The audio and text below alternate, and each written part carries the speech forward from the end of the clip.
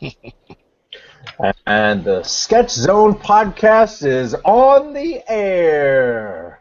Welcome, friends. This is Sketch Zone podcast, and I am Carlos Gomez. And tonight we're talking about this one guy that has proven that eating pencil lead is not hazardous to your health. Tony, let me sketch that for you. Hey, Leonard.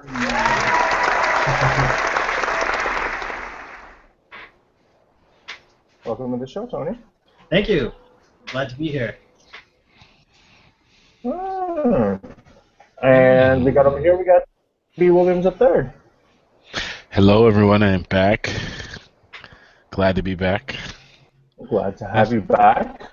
And speaking of glad to have you back, yes, we got Sketchbook Jack himself, Jack Hasper's Yes. yeah. I was traveling abroad 10 days in India for work, and then got some bad deli belly and was sleeping my way through last week. So I am recovered, and now I am finally back. What you about messing around over there? So, what's Deli Belly? It's like the slang they give you for pretty much getting bacterial infection from food and or water. Usually water. So is it like India's version of Montezuma's Revenge? Yes, exactly. Oh, wow. It's exactly that. Yeah, I mean, that's the first thing they tell you when you go to India. They're like, don't drink the water. You mess up and drunk the water. and you think that it's just like Coca-Cola. It's Coca-Cola's sales pitch. That's actually, no, I mean, that's pretty much what everyone tells you. Just drink Coke or alcohol. Or if you're going to drink water, it has to have been boiled, so you can use some tea. Yeah. I will, I'll tell you the full story as we get into it. I mean, not the full story. You don't want all that. but you know what I mean.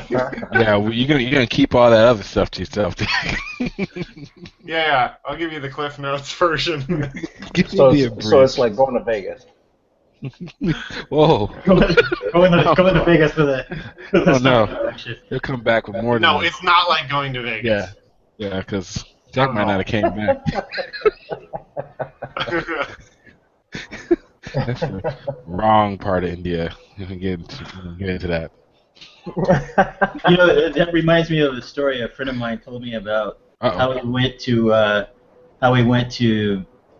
think Tijuana, somewhere in Baja California, and he woke up the next day. I think he went surfing. He woke up the next day in a street gutter with a bloody nose. What? And no kidney, right? Just totally disheveled. And I don't know how he got back, but he got back. Are you describing the Hangover movie? No, no, it's like a real story.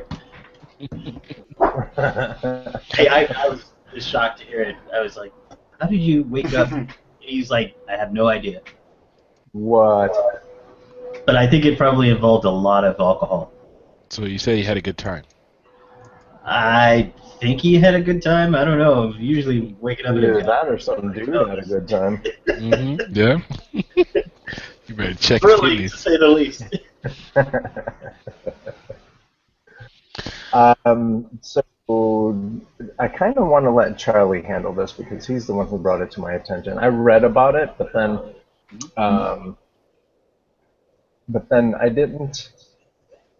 I didn't spread it because I know everyone looks at me funny when this happens. But hey, Charlie, What's up? Tell us what happened on Kickstarter this week? Yeah, so Carlos's people that he funds are basically now, I guess they're all that stupid cooler that he bought that we told him not to. Remember, I remember being on the show and Jack giving him a really bad look of like, I don't know if you should do this. And I'm like, it's not that cool. And he was campaigning it hard. He was feeling the burn with his cooler. And we fast forward to 2016, and those coolest coolers guys are kind of crazy, and they're behind on their orders. So what they were doing and telling their backers they were telling their backers that if you pay around $97 for shipping, that can like help your order move along faster. So Wow. So you gave us money, we did it. Now I'm asking you again like a televangelist, and I'm gonna look right into the camera when I say this. I need $97 for your order to go through, but you can do it. Help us finish this project by giving it to you. So great. Now the silver lining in all this is our good friend Mr. Gomez here has his cooler, and he's quite happy with it. How's that cooler working out for you? Dude, how's that cooler? So I did burn off the motor once. Wait, you already had yours? You already have your? Yeah, we can hear you. You already have your cooler? Oh yeah, I got my cooler just before Christmas. And it works. Ah. And it works. Yeah. So Okay. So part of me feels bad. What part of you doesn't? Well, part of me is going to be having one hell of a picnic this summer. In general public, you too can have one hell of a picnic for the easy price. One-time easy price. Or you could just come to Sonoma with a bottle of wine and we'll talk. Yes, right? So people are, in an uproar over this. But we see this happen before, right, guys? Like in terms of like they're just not being able to meet demand, and I think it's like the whole like mom and pop type deal, trying to deal with. I don't know how many coolers they had. Carlos, do you have numbers with that? I don't know how many orders they had to fill, but it looks like they're just behind. I don't even remember how much they were looking for at first. Mm-hmm. I think it was like maybe $100,000 or something like that. They ended up with like $2.5 million. Wow. Jesus Christ. And now they got to manage all that money. No, they got more than that. They got maybe 13 million. Yeah. Was it 13 million? Yeah. Are you serious? 13 million? Yeah. Holy crap. Yeah. So $97 to get you fast delivery. That gives me an awful idea. Uh-oh. I need to ship my book with a cooler. The answer to Coolergate 2016. Coolergate. Nice. In a vision. Buy Tony's book, you can get a free cooler. Right? Faster. So no, I mean you can just look at concept art and just idly put your hand in the cooler and bring out a cold beverage. You'll be set straight. I'll bring out this cool book. Oh yeah. And there was one more thing about this whole thing. One more thing. People were waiting for the cooler, and the guys decided to sell the cooler on Amazon at full price for like $400. Yeah. Which people then that were still waiting on the cooler. I was still waiting for my cooler as people who bought it on Amazon were getting their cooler. That campaign is so messed up. Wow. Yeah, it's so messed up. It's so good. I don't know if you guys remember, but one, and I hate to say excuses, but I guess that's the only word to use, was the Chinese company that was making the motors had gone on strike. Yeah, they had problem with the manufacturing. Why? This is what the backup was.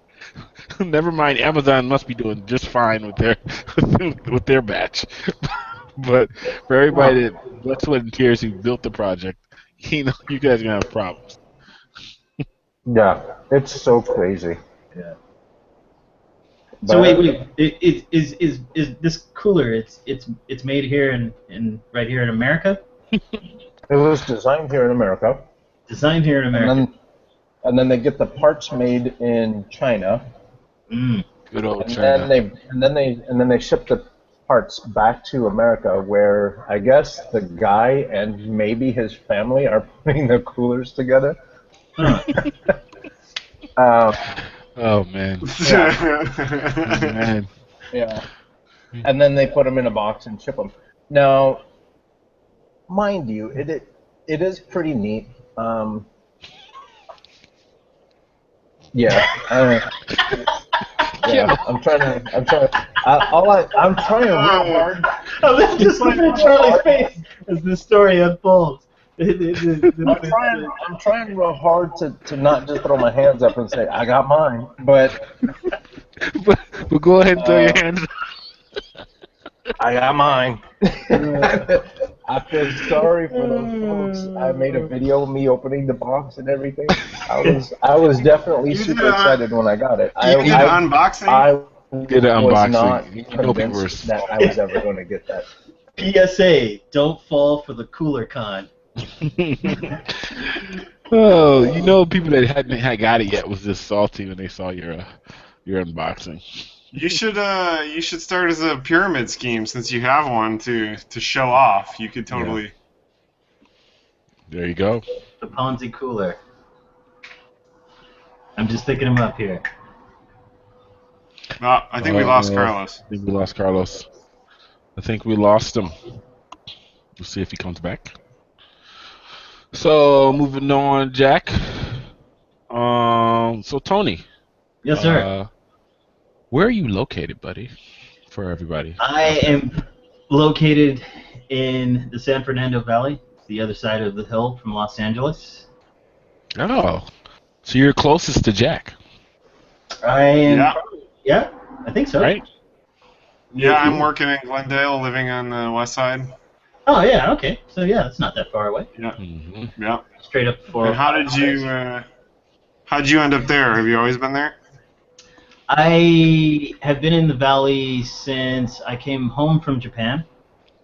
I was born and raised in Los Angeles, but I spent some time. Actually, it's kind of funny. I've actually moved in a full Western circle between L.A., Denver, Sacramento, L.A., Denver, back to L.A. Oh, wow. And then I went overseas with my ex-wife, then wife. We moved to Japan, and I ended up being there for 10 years, 3 months. And in 2010, I decided to, pull stumps and come back home. And have been here since. Remarried, had kids, working freelance. So, living the life. Living the life, living the dream, brother. Mm-hmm. As always. You there, Mr. Carlos? Is he back? Is he back? I hope. There he is. I hope. Can you guys hear me? Yep. You sound amazing. All right, excellent. So, Tony, you said you were from LA. I am from LA. I'm actually the one person I know who's not a transplant. Yeah, I was gonna say you're kind of the unicorn. Yeah. I mean, there's a few people who are born and raised here, but yeah, I mean, meeting people that are originally from Los Angeles, is few and far between, I guess. Yeah. Or either people who were born here have since moved on and moved out because they got sick of it. Do you think growing up in LA kind of influenced you wanting to get into the creative end of things? Yeah, certainly. I mean, because Los Angeles is probably not looked at, but is a very international place. I think early exposure to a combination of various things led me into wanting to be involved in either concept art, comics, animation, or film. Mm-hmm. And it has to do with a high IV infusion of like cult noir films, kung fu flicks, like my uncle. Please tell me you used to dress like Kung Fu Leroy. No, unfortunately. Damn. I wasn't that cool. No, actually, at the middle school, high school, formulative age, I guess, I used to just run around in blue jeans, Batman T-shirt, and a pair of creepers. No doubt. There was a short The period shoes where or I the skated. people? Huh? The I'm sorry, shoes say again? creepers or the people creepers? Creepers, like the old 1950s shoes with the inch-thick rubber sole. Yeah. Kind of awkward cut. Oh And man. you did that because you wanted to? Well, I'm teasing. it was the late 80s going into the early 90s. I think it was kind of a thing back then, but you know. I'm teasing you, but I used to. There was this kung fu shop in Chicago that was on my way to. This is back when I worked at Kentucky Fried Chicken, and they had these really cool kung fu shoes that the bottoms were made out of rope, and Wow. then the top were made out of canvas. Mm-hmm. Nice. I was rocking kung fu shoes, Jack. You know, for when I was a kid, for a while, and I had some of these. They were like those imported Chinese shoes, like canvas with the like thin rubber sole, kind of like like something you'd see in Drunken Fist or something. Mm-hmm. You know, Then there's a close. they were slip-ons. You know. Then there's a close up of your foot, like clenching the ground. Yeah. You know, they were like the classic Hong Kong cinema shoe. It was like flat. You know, if you're gonna kick somebody in the chest, you know, there would be 3 perspectives, 3 POVs that it would shoot from, and then get the shoe and everything. Make Get it the shoe. You gotta get the shoe gripping the ground. You gotta get that right before the kick. And the ruffling of the pant ruffle. Mm-hmm.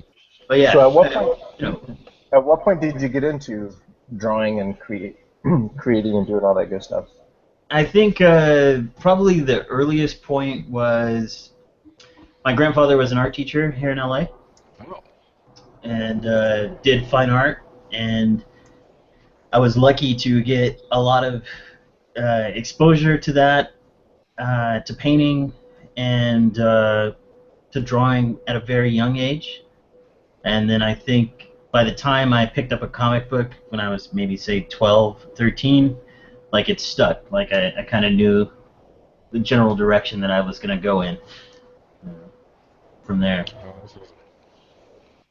So you got a lot of Did you get any formal art schooling, or was it just? Yeah. I mean, I went to college after high school.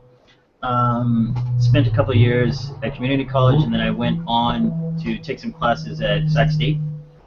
And then I left school and worked in art supply for a couple of years. And then from there went to a graphic job doing, I think it was like, I did shirts, a lot of shirts, like silkscreen stuff. And then from there, I think I kept along the route of graphic design for a few years, working freelance, and then I came to LA and I was doing some illustration work as well as doing some web work. And I fell more into the direction of doing like graphic design, branding, web stuff, you know, a lot of Illustrator and Photoshop stuff. And then I think I went to Comic-Con after drawing comics. I mean, it was always comics was the main get-go of where I wanted to go. But, and I did do some comics professionally, gosh, probably back in early 2000s. And then it went from that, and I kind of slowly weaned myself off of doing graphic design and going more illustrative, you know, work-wise. And then I taught while I was in Japan, and then, you know, one thing led to another, and I ended up in games, where I used to be under the employ, excuse me, of Game Republic, or as it was then known, Game Republic Kabushiki Gaisha, where I worked on a game title for Bandai Namco called Knight's Contract. And yeah, and then that shop closed and I came back to the States.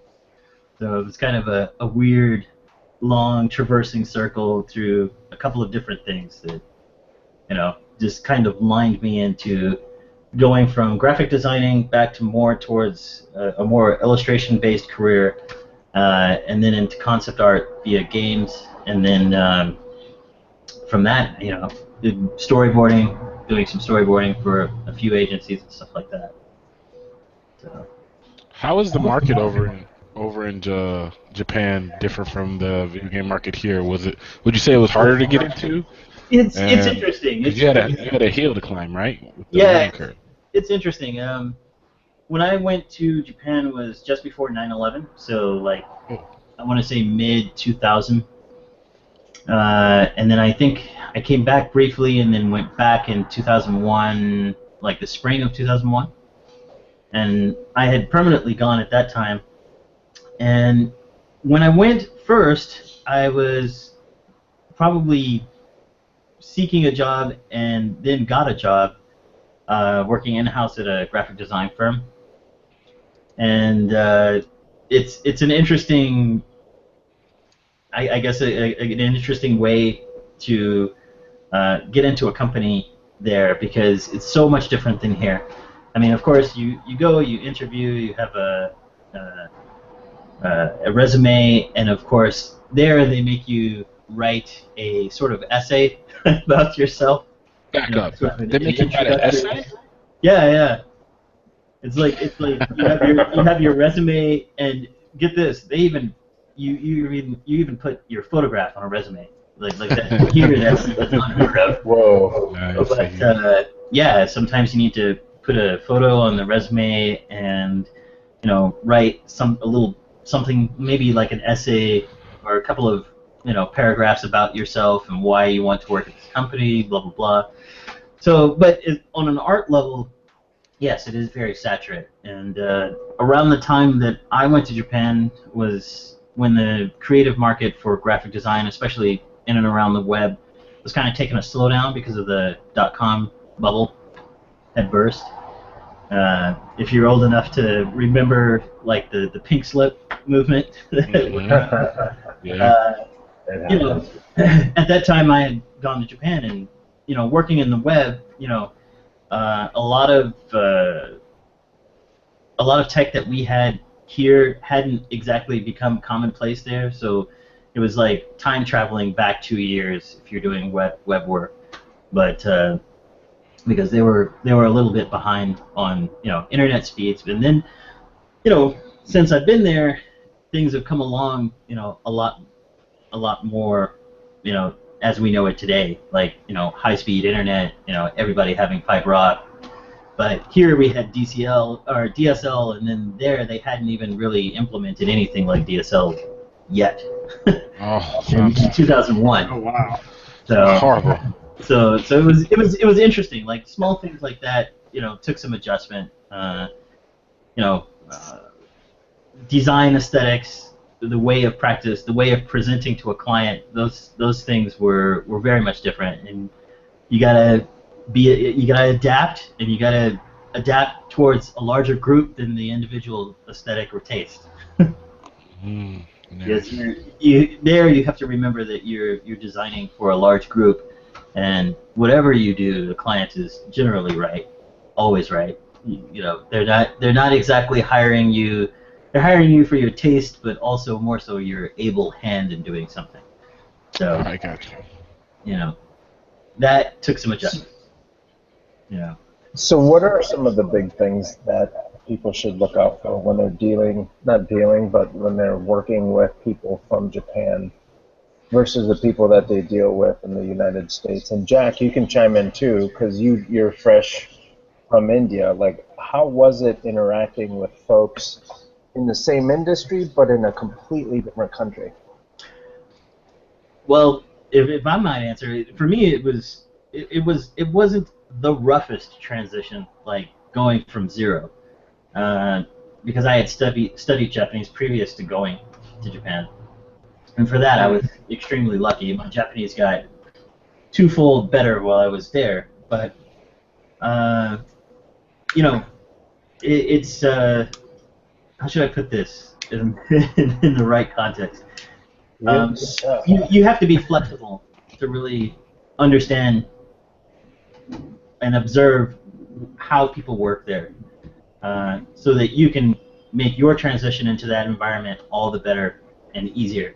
But there's still room in Japan, even as rigid as people think that society is there, and then somewhere, yes, it is, but you have to allow yourself some flexibility and kind of pick your battles as to when you want to exert your own personal creativity and aesthetic into a project, and whatever whatever venture you're doing. There's a time and a place for it, and just being able to pick up when those times and when those chances are, Does that make sense? It makes perfect sense. Yeah, it does. I was hoping Jack would come in and share his experience. I mean, I think I noticed there's actually a lot, and maybe this is just because the time has started to pass and communication and technology is becoming a little more homogenized, and studios can intermingle globally much easier, but I actually felt like there was a lot of similarities. I mean, at least in the CG and animation industry, the studio over there I was working with felt very much like a studio that was here. I mean, not even just in terms of the content they're outputting, but the way the studio is set up and kind of the hierarchy they have built, and even just the visual, like, kind of way people dress. And I mean, the whole casual, I mean, the general CG and animation industry is kind of casual industry anyway. There's nobody wearing suits or anything, which in most of the foreign world in the business sector is still very much the case. It's suits everywhere, and this has translated kind of across. It's very casual. But the things that I mean, the most obvious differences, and actually India, unlike Japan, they speak English. I mean, everyone speaks English, and they even actually speak English at the studio when Americans and the clients or whoever are not there. It's kind of the unofficial common language. I mean, there is a common language. The interesting thing that I actually just learned this when I was over there, that India has like 40+ languages. Like each sector and state has kind of their own language. And sometimes even state to state, people can't really understand each other. So the national language is Hindi, but kind of unofficially it's English. So I was under the assumption that, as soon as I left, that they would just go back to talking in another language, but I guess that's not really the case. And kind of the major thing that I noticed is just there's very subtle cultural differences that have kind of major impacts on the way that you work and the way you communicate. Like the most major thing is the Indian culture is very, what's the word? They don't really like to give negative news. It's like if you ask a question, if you ask if everything's okay, it will always be everything's great, everything's good. So like if you extrapolate that into a working environment, if you ask, how do you like this, or how do you think this turned out, the answer will always be, it looks great, everything's good. So you have to learn kind of how, which is, completely ineffective when you're trying, especially in a creative environment. So you kind of have, so you have to kind of learn to structure your questions to not only understand the culture, but kind of set up that type of answer you want. So you don't ask yes or no questions. You ask, which do you like better, and then that will, force them to explain, a choice rather than a yes, it looks great. Is that more of a hierarchy thing between boss, or is that in general? No, it's definitely in general. I mean, I think it is exaggerated because they definitely. I mean, India specifically is still kind of under a classist system, and they definitely have this kind of respect in the hierarchies. I mean, the studio still has effectively like butlers that go around and bring you coffee and stuff. It's just kind of part of that archaic, classist system. But I think.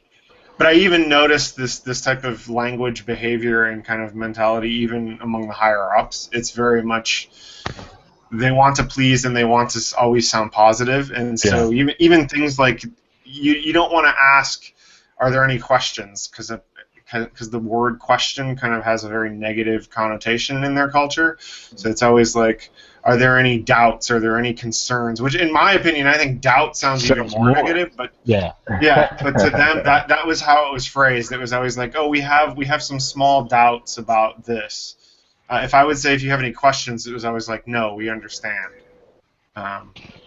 Wow. Yeah, that takes some getting used to.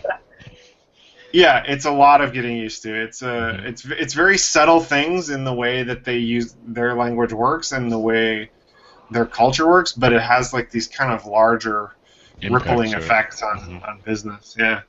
It's very interesting. And similarly, when I was in Colombia, they asked us to show up to the office at, say, 8 o'clock, let's say. Well, the Colombians would roll in at 9:30. And the boss was like, I could have sworn I asked everyone to be here at 8 o'clock, and they looked at him and said, in Colombia, we don't believe in time. Wow. That's awesome. There's no time in Colombia. And I was like, oh, damn, time to relocate. So yeah, they would show up late, they would take a 2-hour lunch, and then they would, like when it was time to go home, it was time to go home. They definitely, and not that it's a bad thing, they work super hard when they're there, but they definitely don't, like our culture, people want you anything else to give. Mm-hmm. In the Colombian culture, you work, you get your paycheck, and you go home. That's it. No big deal. Right. Wow. Right. Yeah, that's interesting. My time in Japan was much, especially if I was at a company, that I should get used to the idea that every once in a while I'm going to leave home at 8:30, 9 o'clock, sometimes 11, sometimes 12, sometimes the last train. And that was just a given, especially depending on if something had a deadline or something had revisions. And I'd have coworkers who, literally, the guy was still in the office because he slept in his chair there. Yeah. Late. Holy crap. Or, I've been fortunate for a few companies where they had the weekend off, but typically, salarymen in Japan, they're, Monday through Saturday. Sunday is the day off. But Japan has become a little less strict on that, and so, you have Saturday and Sundays these days at a lot of different companies. I think probably post early 90s bubble, they started to loosen up on work hours a little bit. But in the graphic design market, since, if a client needs changes on something that's going to go to print or go live or, what have you, or going to be in a publication, if it's got to be changed, it's got to be changed no matter who's losing sleep over it, Right. So, it's just like one of those things that you kind of get used to. And in games, I didn't have that too much. I think there was a few times where I really had to stay late, but, I totally get, the Really? Yeah. Like someplace like concept artist. No time, man. That's awesome. I can imagine it would be low stress. You 2D guys have the life. You front of the pipeline is always the. That is nice. They walk by my room. See you later, Charlie. See ya. Yeah. Thanks for that cool ship you drew 2 weeks ago.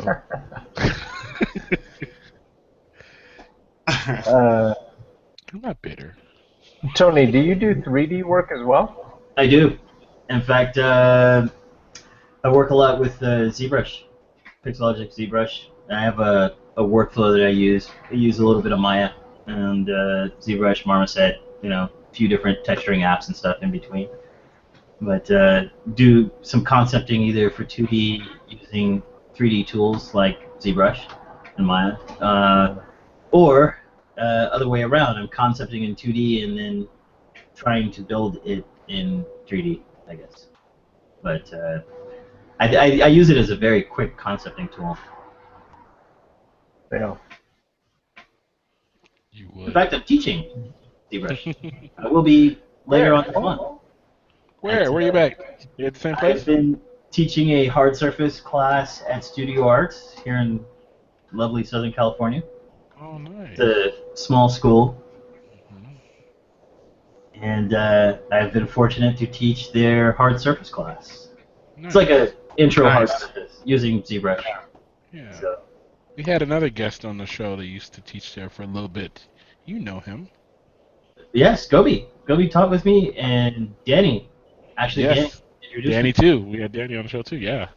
Sweet. It's a nice little school. You know. Yeah.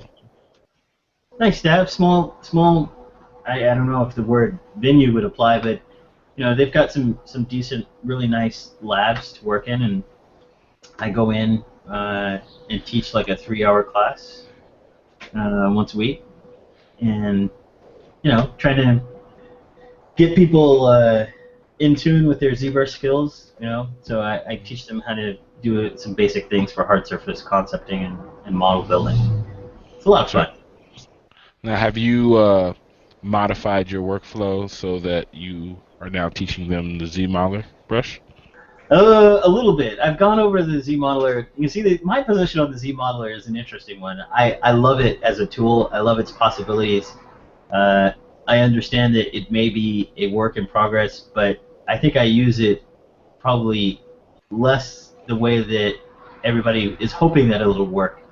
I use it to, you know, like I'm still old school with like doing like, you know, handcrafted topology over a lot of shapes from refined like Dynamesh shapes. Mm-hmm. So what I like to do is, you know, all the little stuff that I no longer have to do to go Z anything, they're taken care of by the Z-Modeler. Okay. Rather than actually just creating raw geometry from the Z-Modeler, I'm enhancing topology that I've already nitpicked over. Oh, so you can get your weird shapes. You know? Yeah. Cool, man. Cool. I do love it though. It seems Yeah. like I need to learn how to use it a little bit better, actually. I was just Some deep- looking at it recently, and I was like, oh, I kind of was a little snob with it, and watched the new video once. Pixelogic guys, the makers of ZBrush, revamped their Z Classroom. So on their website, they have now what's called the Z Classroom, which they've always had. And the Z Classroom has basically been revamped to keep up with all the other tutorial-based sites like Pluralsight, Lynda.com, where you can go in, log in. It remembers where CG Cookie also. You can go in, log in, and remembers where you last left off. So it made it a lot easier for you to learn ZBrush because their website, the website part of it, where all the documentation was really nice and set up with videos and stuff like that. Learning levels and all that good stuff. They kind of just did the updates to keep them more relevant. It's kind of hard to find stuff at one point, but it's really good. So I watched the video and was like pleasantly surprised. Mm-hmm. Are a lot of those the new videos? A lot of them are put together by Joe, yeah. Mm-hmm. Yeah. Yeah. He and Paul are the wizards of ZBrush. They know all the bells and whistles, all the back doors. They're the men behind. They're the men behind the veneer, behind the curtain. There it is. Yeah. Sorry, talk to us about your big break. I'm sorry, say again? Talk to us about your big break. My big break? You mean the big draw? But not yet. We'll get there. We'll get to that. But my big break. My big break into your big break. Your big professional break. Yeah. my big professional break. You know, it's funny. I don't even know how to quite answer that because I still. I mean, on most, and I mean this humbly, but like, I still even after I've done stuff for Dark Horse. I've done stuff for graphic design firms. I still think that I am awaiting the big break. In fact, many times I make the analogy that I'm a guy in his garage making mixtapes. You've had a couple good ones. that literally is what keeps me humble. It keeps me drawing. Keeps me modeling. Keeps me concepting. And in between that, yeah, I do some pretty pretty decent gigs here and there. But my big break. Wow. If I was to think about it, there's been a couple of good opportunities that I was involved with. One is a friend of mine, Kevin McCarthy, got me involved with a book with Dark Horse called The Escapist a couple of years back. I believe it was like 2005. And I had 10 pages of a black and white story in that collected anthology with Dark Horse that was a really good run. I think probably second largest big break was my time at Game Republic, which, working on for the first time, being a concept artist, working on a $30 million project with, 3 other teammates in our art department and 60 people, for our Nagoya branch of that studio, was pretty big. And I was teaching at a school called NCA, which, not to make any mistake, I was living in Nagoya City, not Tokyo, but in Nagoya there's a vocational school called NCA where I taught, and that in itself was a pretty big break because in turn I got headhunted out of that into Game Republic, which led to some larger things. So I think, super big breaks where, I'm super known or anything like that. I don't think that that's come along quite yet, but I'm hoping here soon. Tony, I know you. That's all you need. But what's weird is, what's weird is, and this is actually an interesting phenomenon. Is that I have, in a couple of times, some people have gone, "You're Tony Leonard?" I'm like, yes, yes, I am. It's nice. Kind of interesting, But I mean, like I try to stay totally humble about stuff like that. I mean, I appreciate just having audience for sketching daily, or doodling, or lately I've been going live on either Twitch or Facebook Live, and people dig it. So I'm happy to share what I can put on paper with people. Yeah, they see the skills, Tony. I hope. I certainly hope. I think it's interesting, given my generation, which I'm sure a few of you guys are of the same generation, born in early to mid 70s, raised throughout the 80s, Tony's just that generation awesome. Yeah. Yeah. But, yeah, Tony, I'm young as hell. I'm sorry, but. Hey, man, if you don't relate, it's cool. It's cool. But, Hayden, what are you here? Go on with mommy. Go on with mommy. Go now. Bam. The loose Joker in the deck. Bye. Bye. I don't have a flashlight. That's my own. So anyway, yeah, man. Like if a lot of people have regarded some of my work as like kind of almost like a retro comics look, but it's made anew or something like that. I think it's just because the time that I was heavily influenced by some of my favorite artists, that pops up in my work, and it maybe offers them some sense of nostalgia, But hey, it's cool. I'll take it. How much were you influenced though? When over in Japan with your art style, because your art style, it's very, to me, it's very unique, but it's also reminiscent of a lot of the same Japanese artists that we like, because of the amount of detail that you put into your drawings, which I think is probably what you were touching on there. Yeah. A lot of people don't draw like that here in America, with that much detail. Or they start off with, sometimes you'll start off with just like a ballpoint pen, right, or felt marker, and go in, So how has that influenced you, just from that aspect? I think that, a lot of key artists today I like and have liked over the years are guys like Masamune Shirow, Otomo, a lot of... Hey, go ask mommy. Go ask mommy. Right there on the counter, and then you gotta go. Excuse me. My workstation is in the kitchen. We have a large kitchen. So this is I sit. And he's got some hungry babies. The central hub. Hey, take it to mommy. Bye. Scram, kid. Hubba hubba. Bye. Good to see you. Anyway. Awesome. Yeah, he's a riot, I tell you. 4, super chatty. But Ultimo, Shiro, Mobius, and so Mobius, like I take probably 2 schools into account. There's like Japanese manga and like some of the more now heavily licensed stuff that from that time. And then there was, European comics. Like I grew up with, and I've been talking about this stuff on Facebook, like Omni Magazine, Heavy Metal, is it Syrupy, Milo Manara, all of the hardcore guys from like Metal Hurlans and the whole, the Humanoids Associates stuff. That stuff impacted me heavily growing up in the 80s, 80s throughout, late 80s, early 90s, and it's up here, even stuff like Blade Runner, Sid Mead, that route.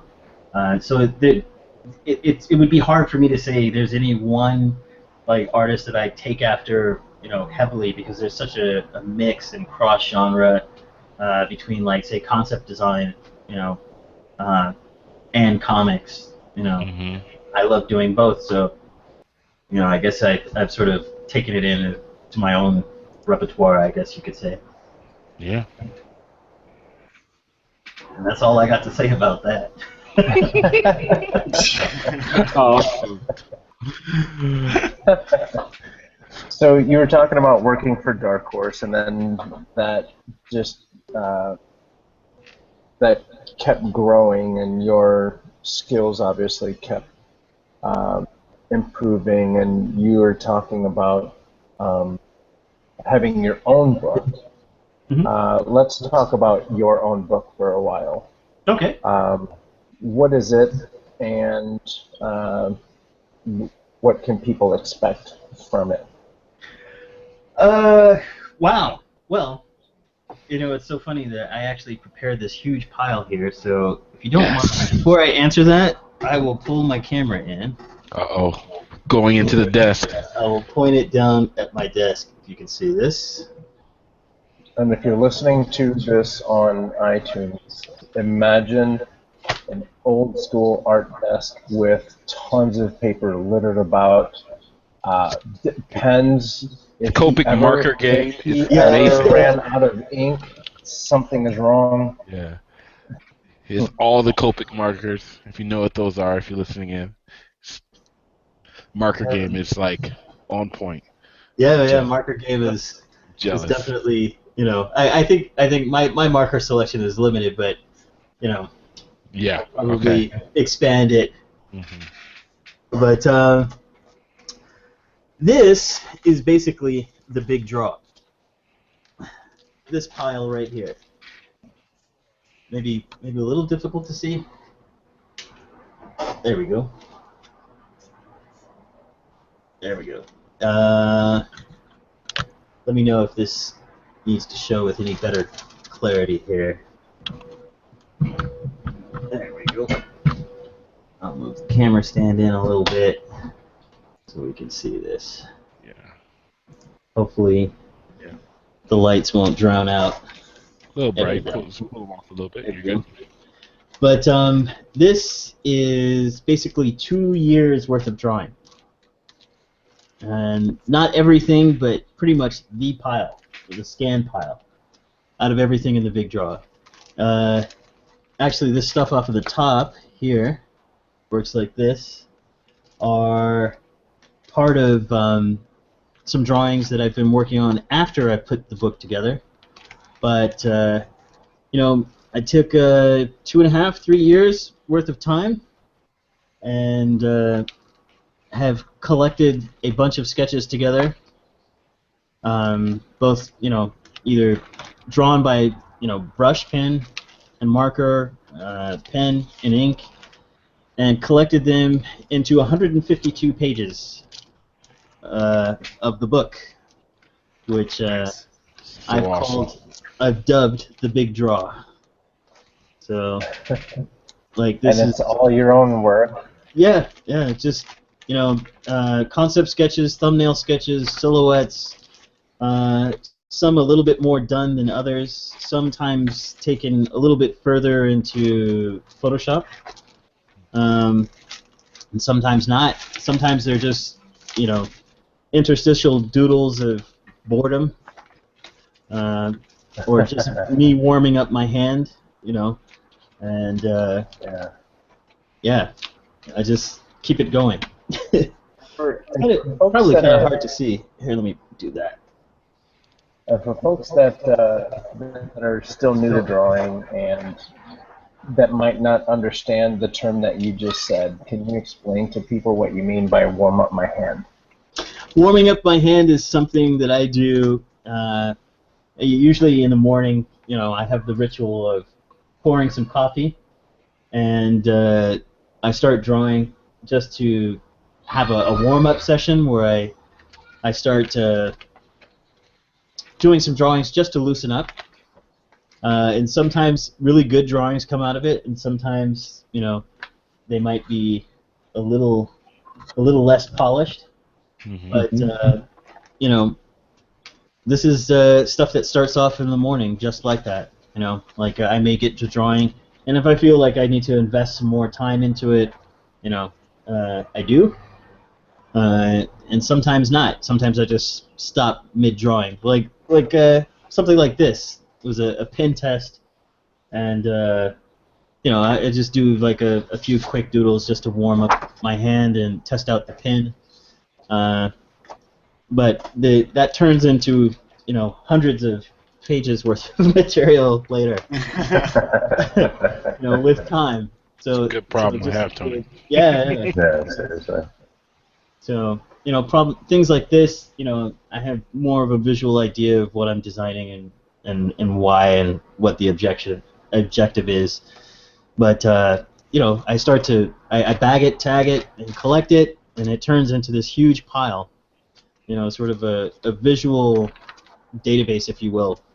And also within Facebook, I belong to a couple of groups like Peter Hahn, who's an instructor at Art Center. He has a napkin sketch thread on Facebook where usually if you're eating or drinking something, you take a photo of it plus the sketch, or tell people what you're having and do a sketch while you're drinking or eating whatever it is you're having.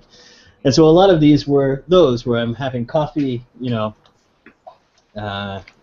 and or eating something and drawing, but I post a lot that way. There is ridiculous. Yeah, a little Prometheus fan art, just in brush pen with a little bit of ink wash. How do you start thinking of something like this? Do you just start scribbling and then something comes out? Do you actually have the idea in your head before you sit down? Usually I keep an idea inside of my head, or at least I try to practice that way. Like, I'm sure if you're familiar with artists like Kim Jung-gi, he draws amazing. My favorite. Without looking at a whole, ton of references or anything like that. But, I try somewhat in a similar fashion to think of things that are think of things that are new things, new shapes, and it's more about the exploration of shapes that can be found in real world stuff that's familiar, but making it anew by pushing the forms and playing with it. Especially when doing something like concept art, that's usually a thing with me. But if I'm talking about just doing illustration stuff, it can either be I'm trying to remember the details and have a picture in mind, or like a jazz musician doing improv. You just do it. you play it. You felt it. There's a certain rhythm that happens, and you continue to develop and work that on the paper. As an improv. Right. So, and sometimes I actually work from references. Like I'll put together a mood board of things, but I try to remember a lot of the details rather than draw them, verbatim as I'm looking at them. It's not something I do very often anymore. But as well, the big draw is all about drawing big. So, with works like this, there's a little something that I recently did for something I'm working on with the fine folks at Pixelogic. I did an illustration kind of as fan art to them, and There you go, Tony. Yeah, about a couple hours. Whoa. Yeah. That's perfect. And this is not really with any. Buddy, go ask mommy. No. Dude, you're being a pest. No. Hayden. No. No. Sorry about that, guys. Basically, there's not a lot of underdrawing. It's just straight ink drawing, and I work it out compositionally. That was cool. Sorry, I think my lamp is flushing out. Yeah, just a A little, little bit, yeah. but if you pick up the artwork and tilt it towards the camera, Tilt it toward the camera, you're good. Yeah. Here, let me see if I can get this in view. There we go. There it is. And out. No. That's Out. awesome. No. Yeah, stuff like this. This was another one from a few days ago. It's sort of a fan work piece to Dragon's Heaven. Oh, It's wow. a comic by Makoto Kobayashi. He's kind of a concept artist and scratch build modeler. No. Are you going to have that built-in 3D? Is that why Pixelogic comes into the picture? No, actually, I use this piece of artwork to for something that's upcoming that I really can't talk about too much, but I did it as sort of a fan work to them, and so Okay. yeah, it's basically its theme was to incorporate either things that you would typically and or historically sculpt with ZBrush. So since like if you looked at the ZBrush Pixelogic demo reel from film, Mm-hmm. I took some of the more iconic things that ZBrush is known for in film and in Hollywood effects and tried to represent that in a drawing. And it just so happens that I drew a motif of their logo, and the entire composition was drawn around their logo. Oh, nice. Okay. So I see it. like See it yeah. now, yeah. So I actually there's only a tiny bit of light like blue line underneath this drawing, and it was just to indicate a few landmarks, but the rest is total improv pen. So that's kind of how I do it. There is no underdrawing, no nothing. It's just straight up pen. And these boards that I'm holding are like 14 by 17 drawings. So this is some of the bigger stuff that I. Oh, look at that one.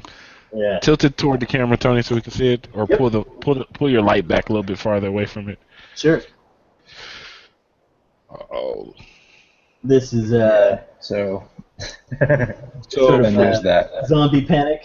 So for those of you who are listening in, once again, second week in a row, you're going to have to come over to YouTube See the YouTube one. and check it Lord out. have mercy.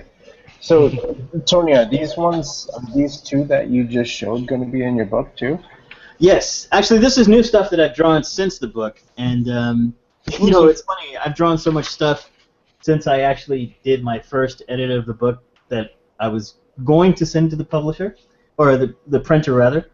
That I think that I may have to scan some stuff and put it in the book that's been drawn. There's been like a good portion of art that's been drawn post having done the book.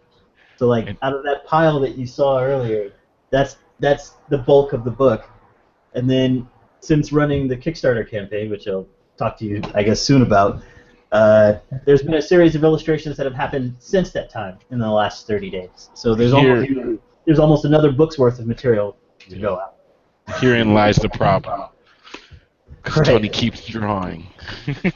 Yeah. How do you edit? That is a good question. I guess things just keep as saved material. But I'm just I'm not even really worrying about a deadline or how many pages or page count. I try not to worry about any of those things. I just keep drawing. That's the passion. Let that passion stick. And, the chips will fall where they may later when I have to pick it up. And if the listeners are looking for some really detailed artwork, and it blows my mind that you said, "Oh, there's no real underdrawing. I just went at it with a pen." Okay, right. So yeah.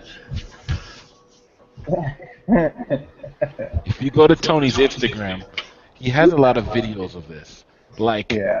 It's like it takes me back to like sophomore year of college, first life drawing class, or freshman year of college, actually, first life drawing class, and they hand you a pen, Carlos.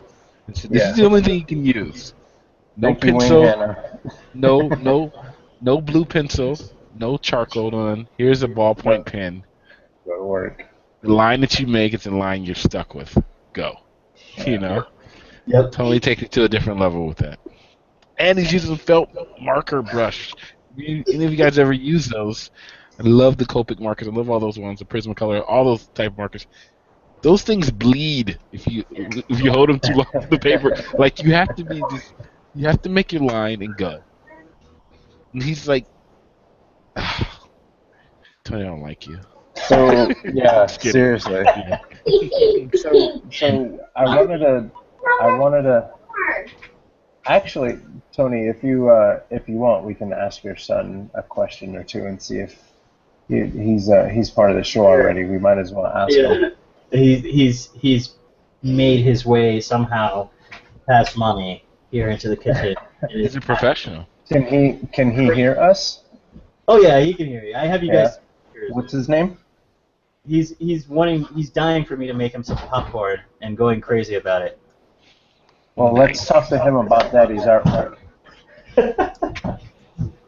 All he knows is that he loves robots just as much as I do.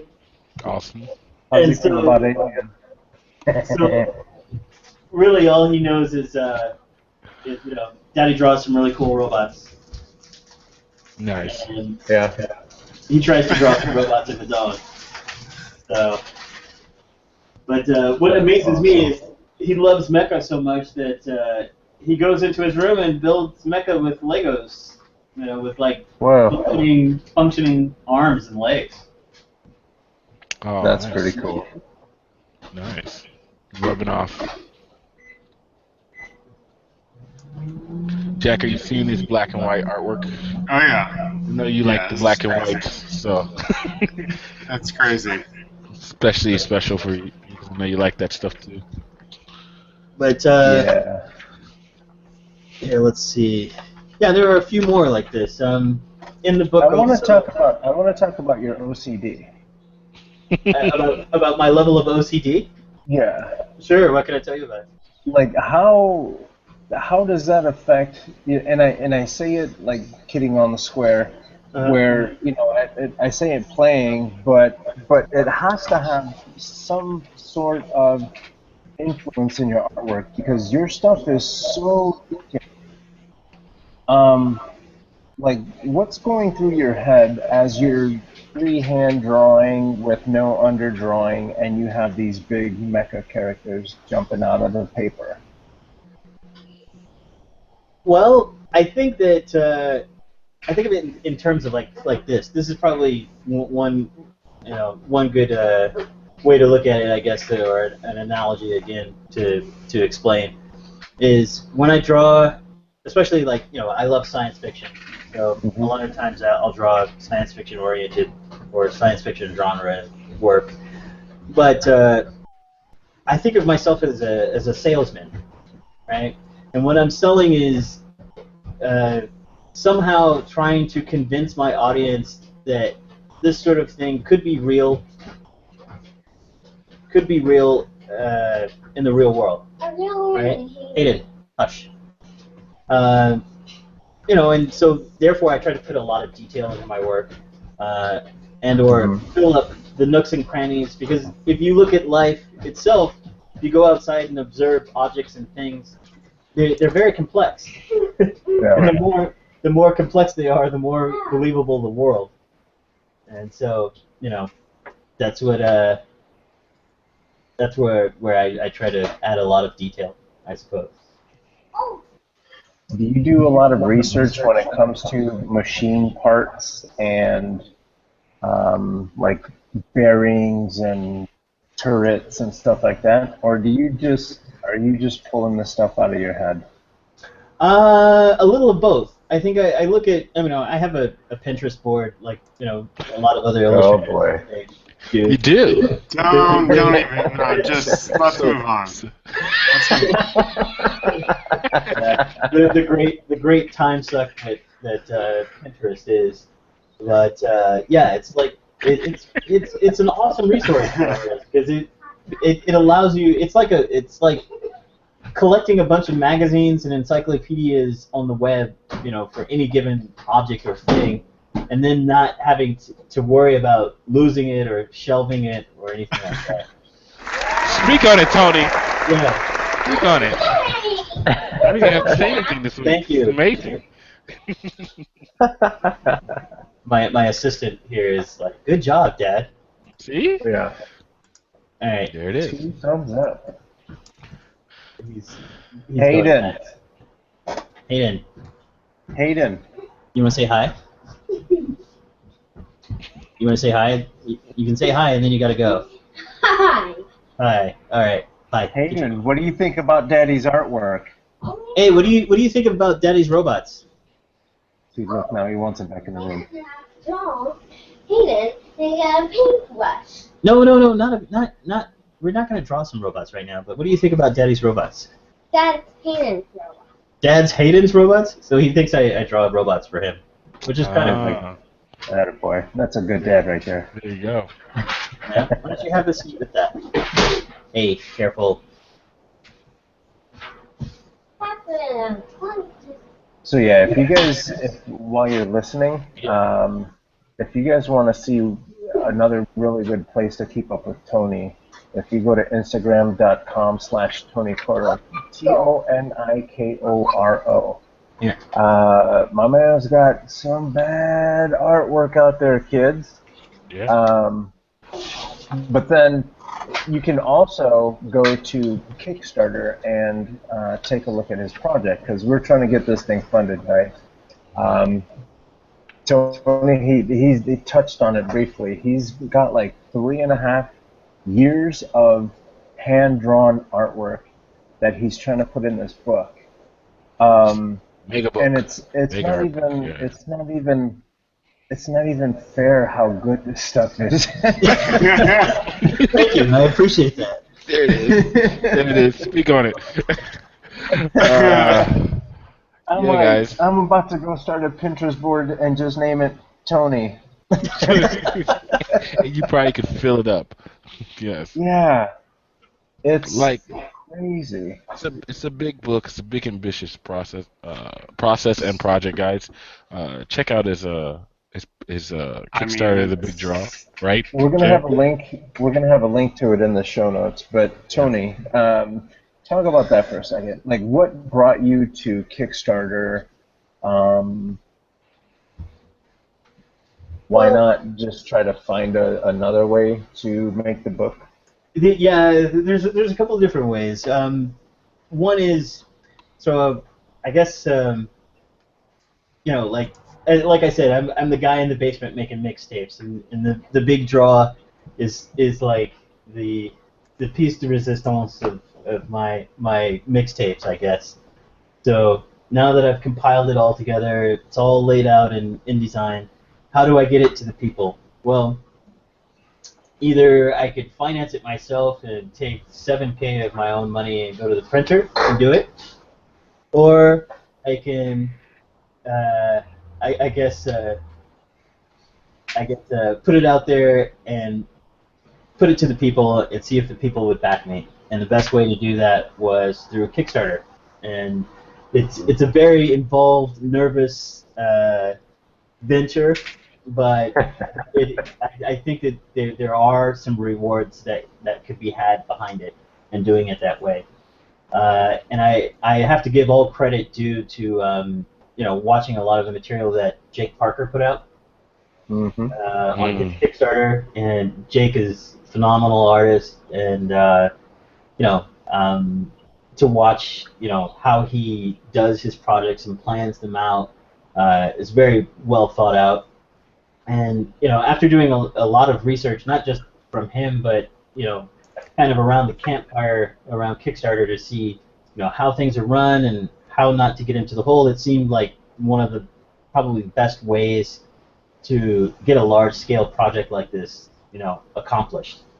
But it does have some drawbacks, where I think the absolute great thing about it is if we're talking about creating an IP as an individual creator, outside of the system, outside of the mainstream, Kickstarter is an awesome opportunity that allows you to interact with your user base, and see if there's actually a demand for your work, see if it's publish ready, and to get it into a larger venue.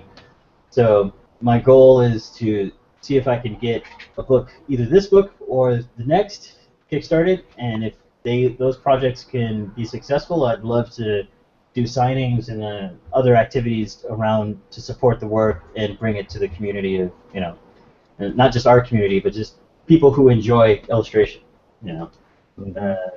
people who geek out over robots just as much as I do, or anybody who, out of all the things that we've been talking about with a genre, the cold noir genre of sci-fi, if you enjoy that stuff, you're probably going to enjoy a lot of the artwork in this book. And so it's just all about me trying to bring it to a platform that people can actually, can share it, that I can share it with.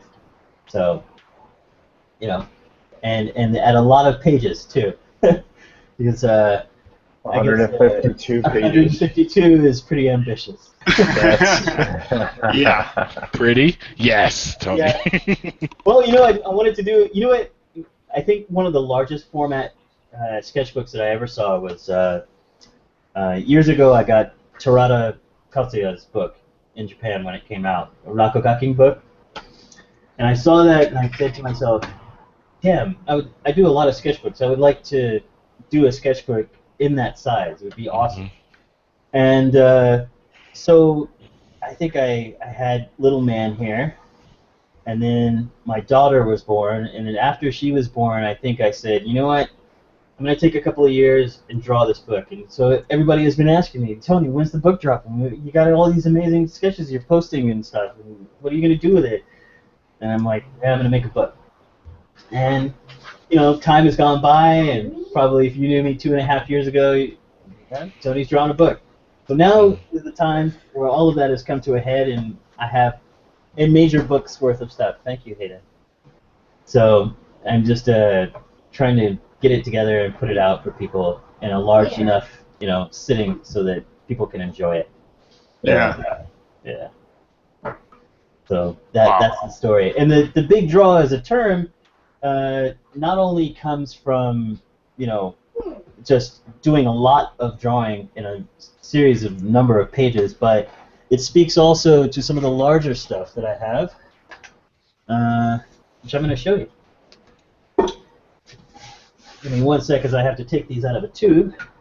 So while he's pulling that out of the tube, if you go to kickstarter.com/projects/Tonikoro, TONIKORO/the-big-draw. So that's kickstarter.com/projects/Tonikoro/the-big-draw. Boom. let's see here. This one has been rolled, so I have to. Whoa, why is it getting bigger? Tony! Yeah. How big are you going to make this book?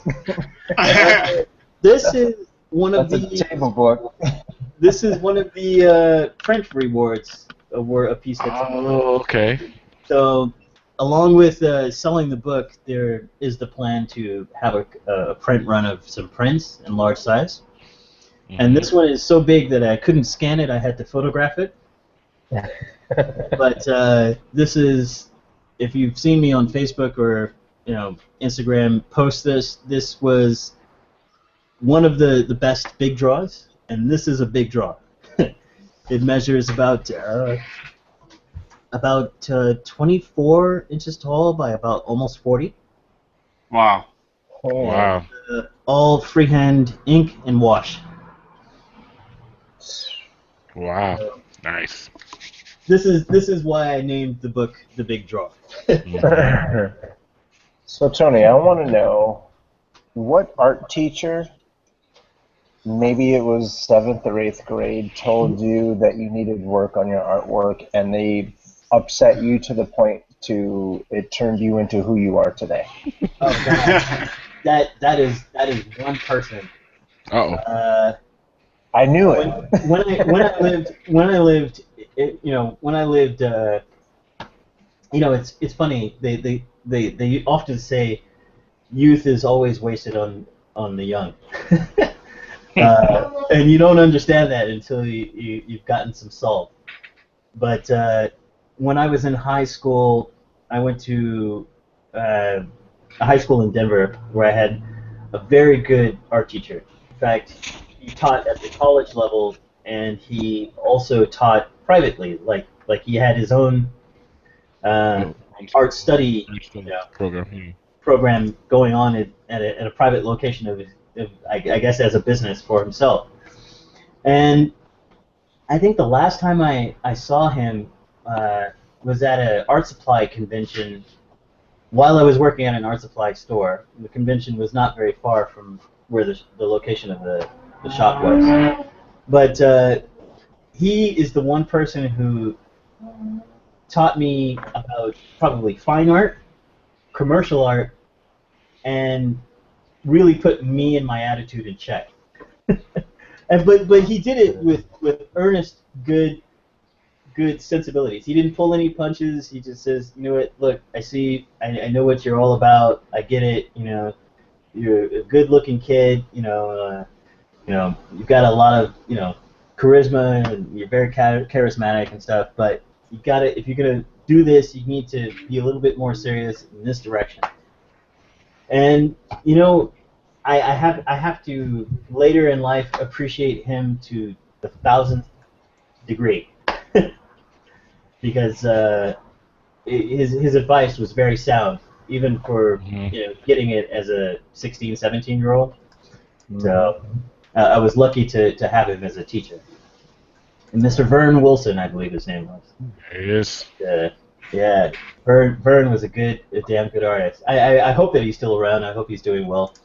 But yeah, I don't think he teaches anymore. But he was the kind of artist that would, even for his high school students, he would offer part of his trip, and he'd take kids to Europe and do an art study abroad and bring them back.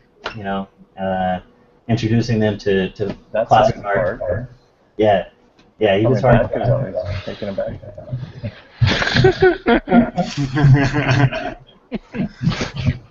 Bring them back. Parents are the babies. But interestingly enough, he was the one guy who taught me something that's almost akin to what I'm doing now, and that's the difference between a fine art and a commercial art. It comes down to a matter of sharing, and that commercial fine art. If a true fine artist, and I don't know how much of this I should actually believe, but he presented the notion that a true fine artist is someone who does their art for themselves and they don't share it with anybody. And okay. To a degree, I guess one can do that, and I think I have done that to a certain extent, but only my thrill comes out of doing something cool and sharing it with people. So I guess I'm a commercial artist. So commercial, Tony. Yeah, I know. But you know what? I can sleep at night. Yeah. I can sleep on that. So we got a message from Jerry Perkins. Ah. He said, this episode will be epic. Shout out to Sensei. And then he also said, Sketch Zone brought to you by the coolest cooler. only available on Amazon. Nice. That's good stuff. So yeah, there's a lot of big draws going down. Whoa. And some of that them reminds me of all the really cool. I mean, you and I grew up in the same time frame, so you know about Bonanza, and you know about the Rifleman and all that stuff. That's where my brain. Yeah. This piece is pretty amazing. Yeah, this is a pretty good attempt. At least I hope it is. Of me stepping out of genre, which is always a necessary thing. I think, you know, as an artist, you know, you can only cover one topic so many times before it becomes necessary to try out new things. And How many times did you draw a horse to end up with that horse? Oh God, I draw horses terribly.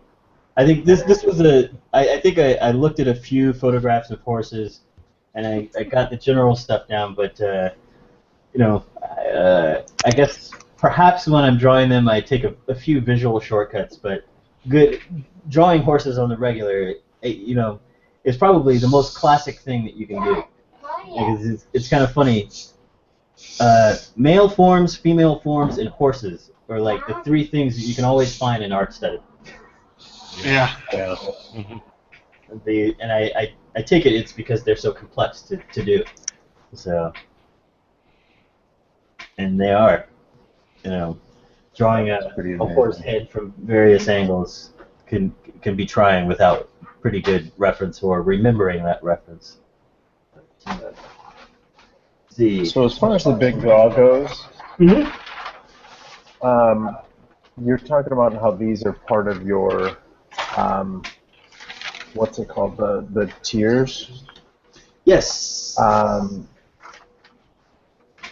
You're literally giving away that piece of paper with the ink and everything. The originals, no. Oh, okay. I was going to do prints, a limited run of prints, so all of these big draws that I do on large paper, they've been photographed and retouched from camera raws, and then resized at a very high resolution down to fit on, like, say, a 20-inch print size, so they're probably larger format. And I'm planning on doing a short run of probably about 4 different prints for 8x10 and or 8.5 by 11, and about 4 different for these larger big draw pieces. So, you know, some of them, probably the NASA, the Vietnam, the Old West, and or this last one, which is the Mecha one, will probably be of those 4. So, but yeah, I mean, here's another cross genre piece.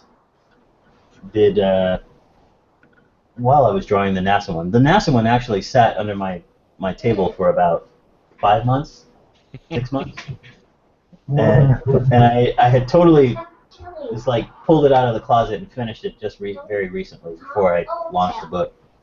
But hey, hush. Hush. Aiden. Hush. Quiet. Yes, please, quiet. Yes, thank you. You'll have to excuse my peanut gallery here. Uh-oh. We lost him. We've lost him. Hayden pulled the plug. us. You think you're done, Daddy. There he is. Give me popcorn. Yeah. He's. I don't know what happened to the popcorn. The popcorn agenda went out with drawing. So, but yeah, I mean, there's a couple of different big draws, and every once in a while I take breaks to do larger pieces like this because they're a lot of fun to do. And you know, it's like being a kid with a big piece of paper and just fill it up. Yeah. Get going. So. Wow. Yeah. A lot of fun. I love it. Ooh. That's pretty crazy. Right? All right, so while you're flipping through those drawings, if you want to pop up some more, I got some questions for you, because you know what time it is? Uh-oh. What time is it? Uh-oh. It's time for this or that. Tony Leonard. Uh-huh. This or that. Transformers or GoBots? Definitely Transformers. You have to think about it. How dare you? He hesitated. Yeah. Photoshop. I mean, I grew up on the original, you know. Oh God, yeah, Transformers. Definitely Transformers. Photoshop or ZBrush? Ooh, why'd you stick it to me? You know what? Of late, I would have to say ZBrush. Ooh. Well played, sir. Let's see. Japanese graphic design or U.S. graphic design? Ooh, that's a hard call. This is so awesome. Oh God, I'm torn. Because I have no frame of reference for this. I am totally torn. Yeah, I wouldn't even know. Yeah, I think there's a lot of handshaking between the two. Yeah. Aesthetically, but there are some aesthetics within Japanese design that I think I would have to lean that way a little bit more. But there's some very classic and foundation things within American design that I think I'd also have to lend myself towards. So I can't go this or that on that. That's just way too. I don't know. Yeah, I couldn't go either way on that one. You got me on the buzzer. That's fine. 49 to 51%. I'd say integrate both. Be happy. Paper and pencil or tablet and stylus? Paper and pencil. Or even better, brush pen and paper. Nice. See? Yeah. Were you going to expand on that? I was going to expound on that only to say that with pencil and paper, it's the very first foundation of anything that we start to do. I mean, if that extends itself digitally, you as a kid, you know, you got excited and had an idea, you grab a pencil and paper. You as a professional, you have a creative idea over lunch, talking to your buddies, sipping on a Starbucks latte, you grab a pen and a napkin or pencil and paper, essentially. So at its very core foundation, using your hand to demonstrate or communicate an idea begins at the stage of drawing it out, and therefore I think that with that experience it carries over into doing things digitally, which is essentially the same discipline but only enhanced. But the foundation lies within pencil and paper. Yeah, that makes sense. Since you're from LA, Fat Burger or In-N-Out? Yeah, In-N-Out. In-N-Out. We can hang out. We can go draw on napkins at In-N-Out. Yeah, man. In-N-Out would be where it's at. Yeah. How about watercolor or markers? Ooh, I would say markers for me. Yeah. For me. Do you work in watercolors much? I don't. I do work in wash media, like say ink wash or watered down gouache, which I treat like watercolor anyway. To me, I think this is probably the area of artistic snobbiness for me, but I don't like watercolor as much as to work with, just because I always think of the pigment content being a little less than some other mediums. Mm-hmm. And therefore I would rather use either ink, straight up ink, color ink, marker, or gouache, like old school gouache. Yeah. Okay. Let's see. Comics. Would you rather work in comics or in graphic design? Oh, comics, hands down, any day of the week. I think there's different levels of graphic design. I mean, you as a comic book artist are doing graphic design, and therefore, whether you're telling an entire story, there has to be some graphic design sensibilities that you have to employ to tell a good story, and therefore that forces you to become a graphic designer anyway. So having some background with graphic design, and some, the other way, more towards, foundation illustration would go a long way. Mm-hmm. I mean, I hope that makes sense, but, like, you design the look of a book that you're creating as a comic book illustrator. You're employing graphic design to make it possible, to bring it to fruition. Like just recently, I had to relearn how to use InDesign. Like, I haven't touched it. I haven't touched InDesign since the days of Quark Express. That was painful. Yeah. So sometimes How far back you go? Back to graphic design. Yeah. I guess it's... All right, last one.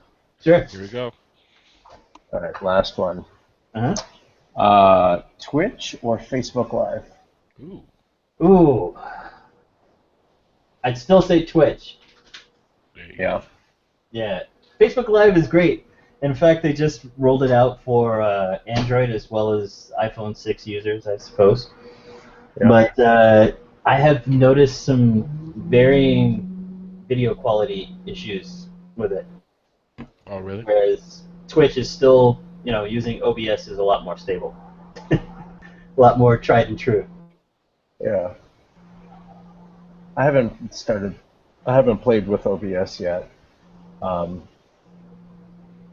because I haven't been home long enough to play with it, but... You've been working hard. What's funny is, the thing about Twitch is, I game a bit, right? I'm a big Call of Duty guy, and love that franchise and love, gaming every once in a while, Metal Gear Solid or whatever. But it, PS4s can now Twitch and stream, and they do it at pretty good resolutions.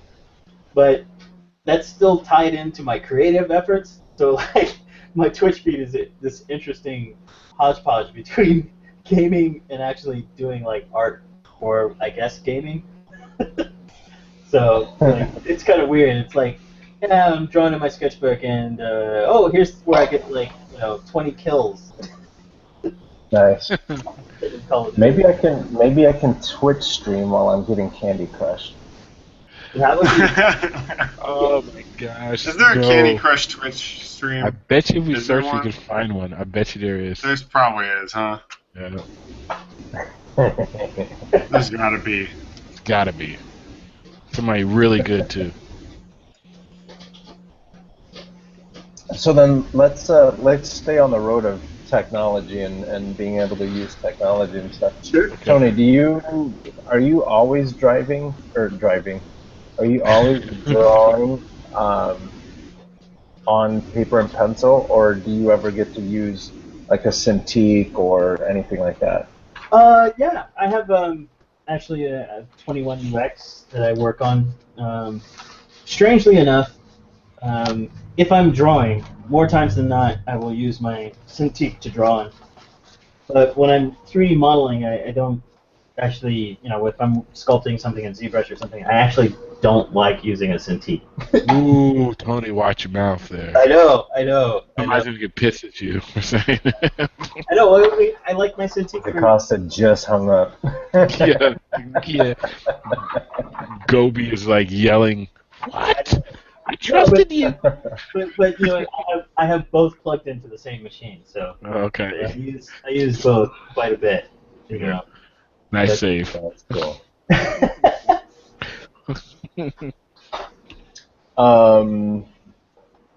One of the reasons I asked was because I think it was today, maybe yesterday, got an email from Autodesk, and they're coming out with some new stuff for Sketchbook Pro.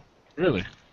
And I thought that it was going to be pretty crazy, and it was going to be shattering. And it might be. Well, it actually does kind of cut out one stage of the creative process, I guess. Really? They call it scan sketch. Scan sketch. Okay. Yeah. So if you listen to the show, you know that I basically give all my money to Kickstarter. By the way, Tony, I got paid today/tomorrow morning, so I'll probably be taking There it is. So There it is. I was waiting for my paycheck, and yeah, so be ready for that. Anyway, but besides giving away my money to Kickstarter, I'm pretty cheap when it comes to finding solutions to get artwork on the computer, and I've been using so what I do is sometimes if I'm out and about and I don't have anything but paper and pencil, I'll just draw on the paper and pencil, and then I take a picture of it with my phone and I email it to myself. Scan Sketch is actually taking that part out of it. So within Sketchbook Pro, you're going to be able to take a picture of your drawing, bring it into Sketchbook Pro, and then they have like 3 settings. You can do the black and white, you can do the color, or you can do the original. Is it like a fancy screenshot? It's like a fancy... It's like tracing it and converting it? You remember when you would scan something on a proper scanner? Yeah, I do remember that, yeah. It had like the text version of the scan, and then they had the black and white version. I'm wondering how they do it. Yeah. Yeah, and that's basically what it is. You take a picture with your phone or with your device, and then it brings it in. Now, the crazy thing is, at first I was like, okay, so you guys are really touting something that might not need that much news, you know what I mean? Right. Maybe it does, yeah. But the cool thing is, when you take a picture of whatever it is, it'll actually knock the background off. What? So all you have is your line work. Can you do that with anything? Does that make sense? No, that makes sense. So it's like masking everything. Yeah, it does some auto masking then. Yeah. Can you do that with anything? You copy and paste a photo. This is the Sketchbook Pro, so I don't know how far it goes. Listen to me. I'm always trying to figure out how to auto. I know he's already hacking it. He's like, so what if I take a picture of these bricks? I don't know. I don't know how far it goes. But yeah, apparently you can take a picture of your drawing. It brings it into Sketchbook Pro, knocks out the background. So then, if you don't know about digitally painting, one of the benefits of doing it digitally is you can have everything on different layers. So you can have your sketch layer on one layer, you can have your ink layer on the next, and then you can have your colors, and then you can have your shadows on one layer, you can have your highlights on another layer, and all this other stuff, right? So one of the big pains is if you draw on paper. Number one, it doesn't always come out true to what your sketch was. And two, separating the drawing from the paper is a huge pain. Right. And I guess this is actually handling that. So I wonder when other people catch on to this, and we won't need scanners anymore. And go ahead and throw it into Photoshop and every other like art application, and we'll be good. Because this sounds awesome. Like, can you imagine not having to buy a scanner anymore, or like it scans to like PDF or scans to whatever you want? You know, just like takes a screenshot, puts it in a different layer for you. You're like, oh, cool, got it. You know, if you had a cell phone that could, I mean, cell phones have gotten to the point where their cameras are better than like what you spend money on an actual camera for. Yeah. But you know, especially within not just pictures, but in movies as well, like high definition video on a camera. Yeah. Mm-hmm. But if they were to be able to shoot things in RAW format, I think the scalability and the details that you could get out of that would be just as good as a scanner in a lot of circumstances. But you still need a camera stand to keep it still and size it up. Yeah, there's cropping. Yeah, that's true. There's also, I mean, setting it up with there's always, you get like weird lighting when you take it with your cell phone, and I mean, maybe for most people it doesn't matter, but the distortion on an iPhone lens or a camera lens is pretty significant compared to the flatbed scanner. Right. Yeah. Right. Well, that's cool that Sketchbook's doing that. I like that. Jack, have you played with Sketchbook Pro on the iPad? I don't really like it. Here it is. I mean, honestly, it used to be kind of the app. It was kind of really nice, and it's pretty slick on on a desktop. But it kind of is missing a few features on iPad, and I mean, to be honest, Procreate just blew it out of the water. So it's like I don't even remember the last time I opened it. It's all about the Procreate.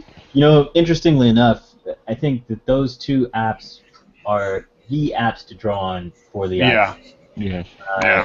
I haven't tried either one of them since the iPad Pro and iPad Pencil have come about, but I would imagine I actually switched from an iPad to an Android Samsung tablet, one of their high-end models, and I have to say I actually miss the only thing that I miss about an iPad is to be able to use Procreate.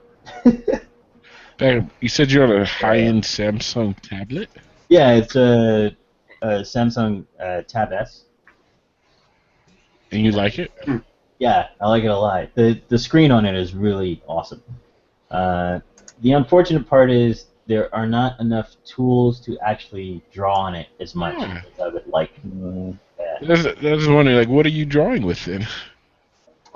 Just like a regular stylus, like either a Pogo stylus, and I have a few others that work with it. I also have a Samsung Note, I think it's 4. Okay. It's a decent draw, but the little stylus that comes with it is way too small. Yeah. So, my big hands with long fingers don't exactly work it too well with that. It's like drawing with a toothpick. Calm down, Tony.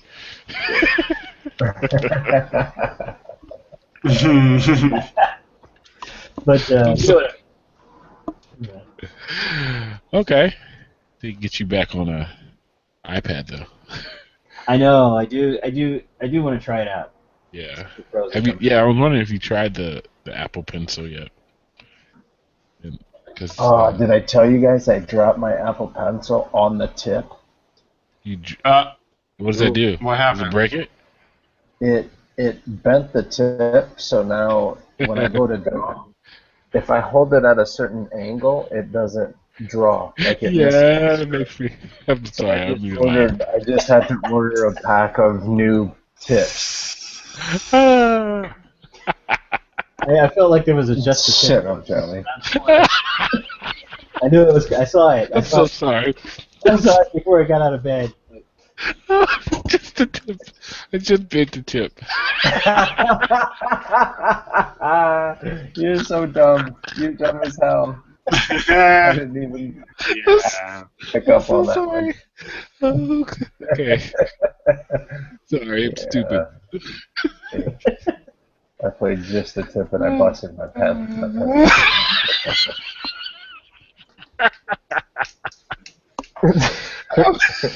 Charlie's so I'm having a personal moment. I'm sorry. That's so hilarious. I don't know why I was laughing at your misfortune so, but then all these jokes came to mind.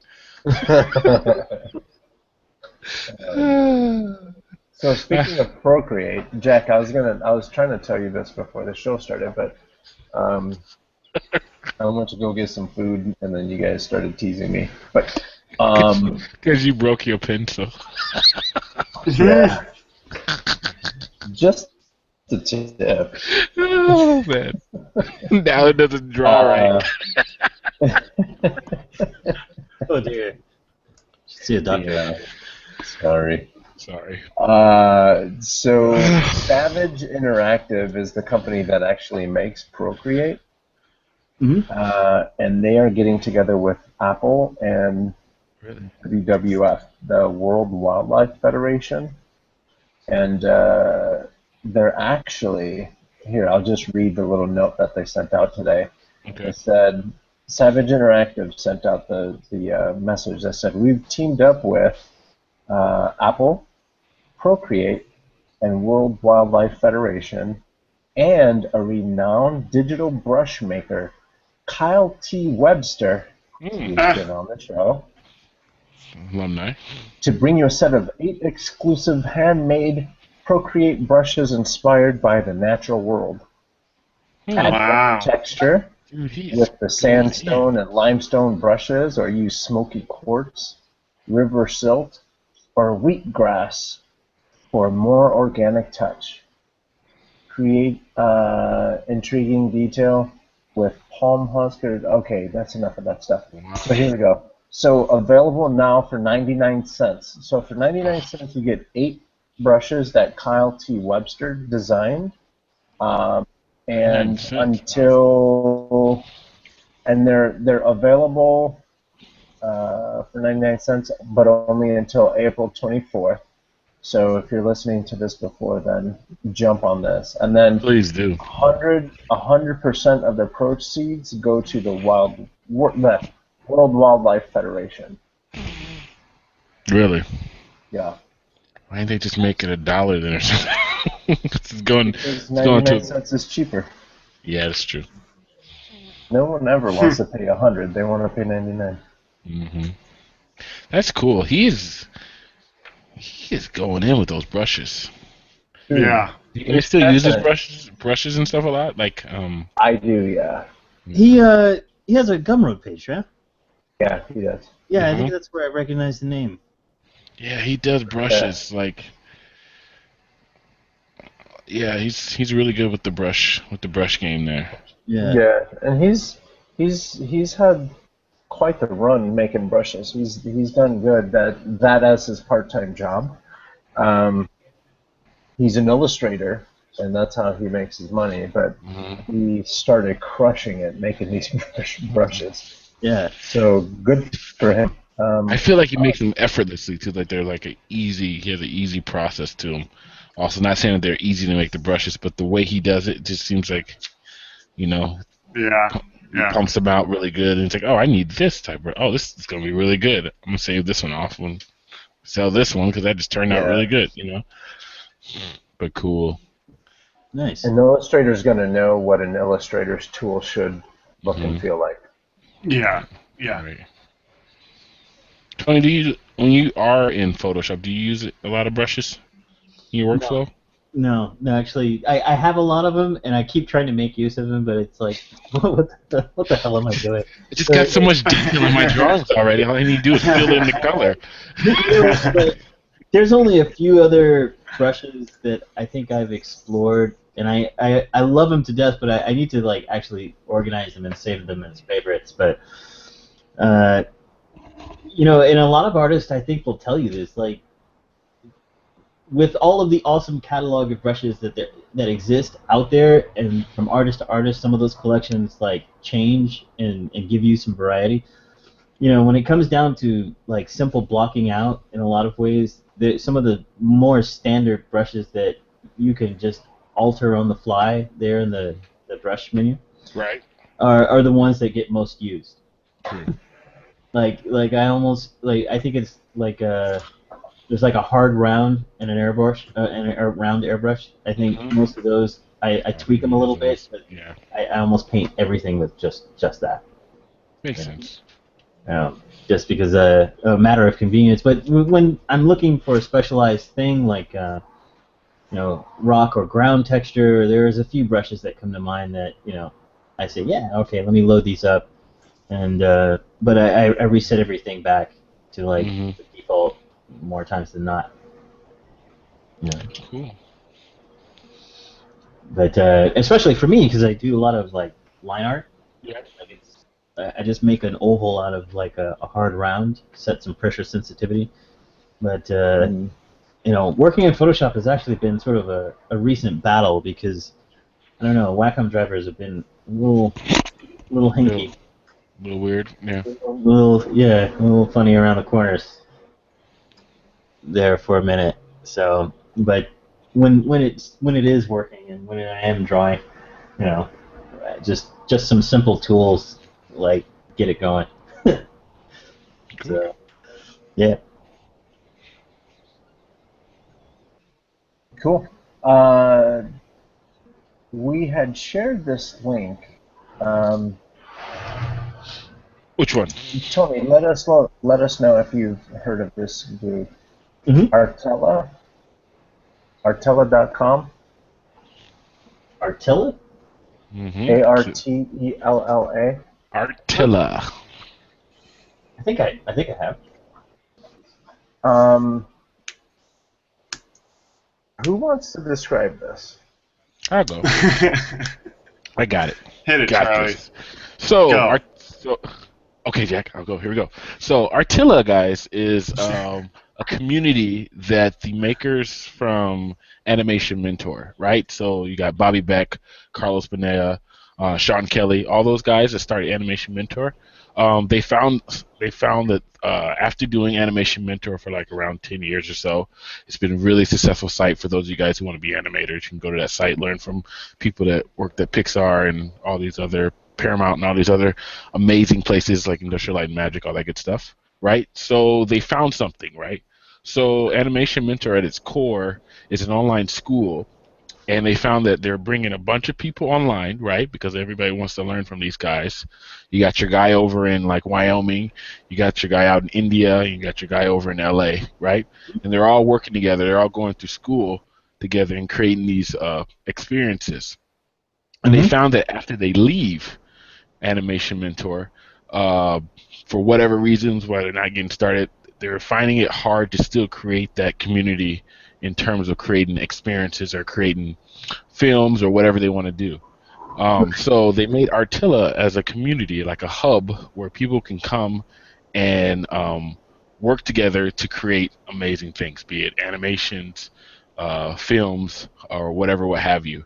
And they kind of got this idea from that community. So if you ever known anybody that went through Animation Mentor, which I've known more than a couple people, they say the best part about Animation Mentor, it almost feels like going to a regular school because of the people you meet. Like, you know, so imagine if all of us went and we're on like we're on talking right now, and you go and you're on with somebody like that for a year and a half, 2 years.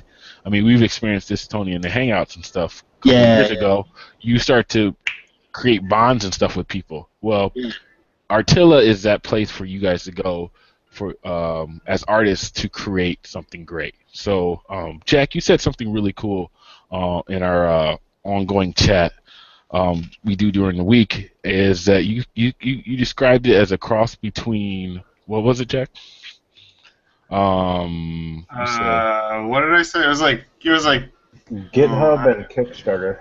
Yeah, GitHub and Kickstarter. You even said like Monster.com, which is a great kind of way to describe it. It's you can be two different types of people. You can be an artist, you can be a contributor, and it's basically where you can have a person that has an idea for a project, and then you can get different artists to help you out on that project, or you can be a contributor or somebody who wants to help a project out and go through there and help different projects out too. So like it's really, really cool service.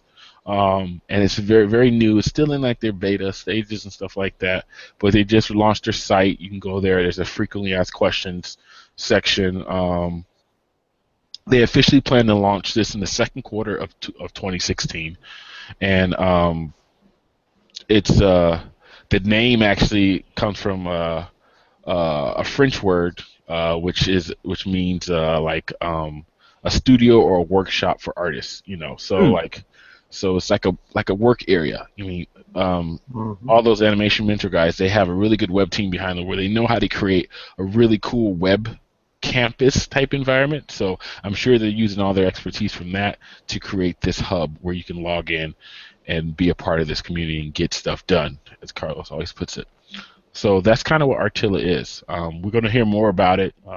We here at Sketch Zone will keep giving you information about it as it comes, but obviously they're just starting to show their stuff off to the world, and in that second quarter we'll probably hear a lot more stuff. We'll probably have some videos and stuff eventually once they put those things up. I've actually reached out to those guys, and they said that they're getting a lot of work done, so they can't come on the podcast yet, but they're interested in coming on to tell us more about it.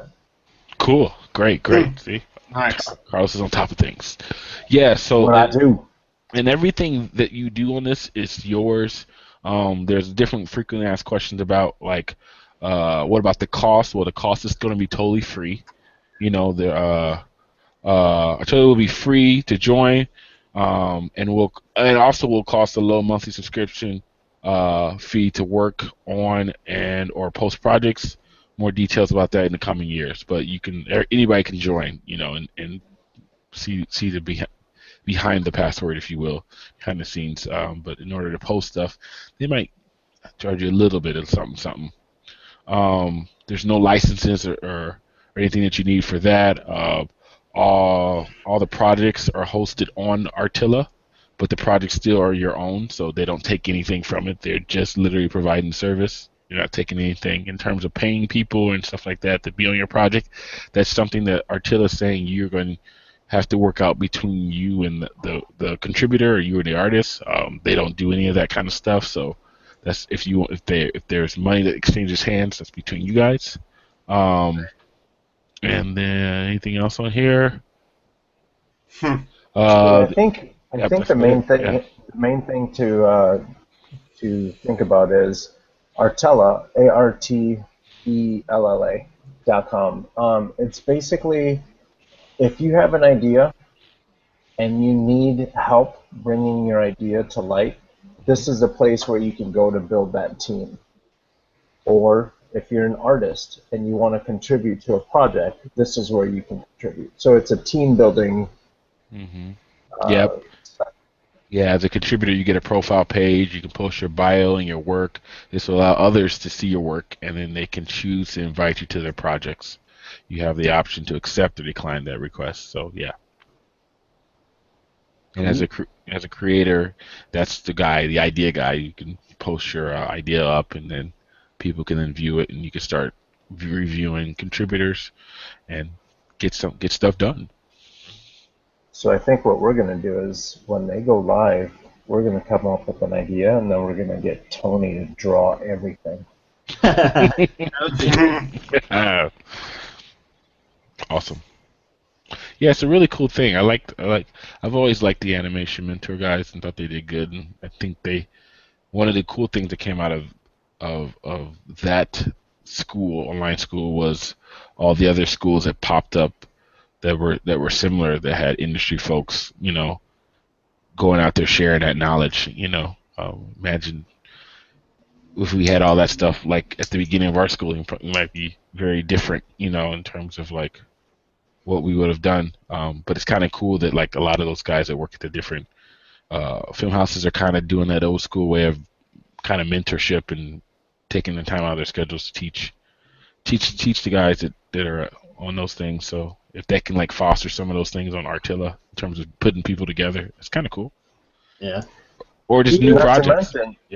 Not to mention, it really feeds into this whole, bringing it back to Tony and his Kickstarter and everything. Everyone is starting to realize that you just don't need a big studio in LA to create a 155-page book that you can get funded and nice.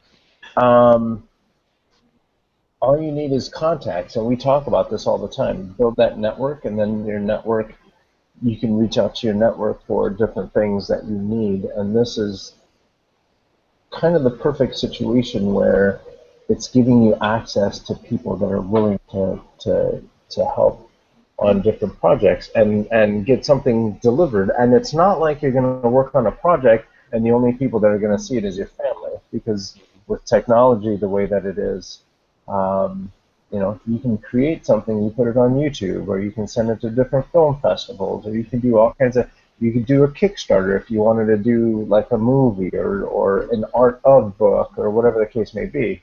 Right. There's a lot of people doing a lot more homegrown stuff, and it's actually because there's not a lot of corporate pressure.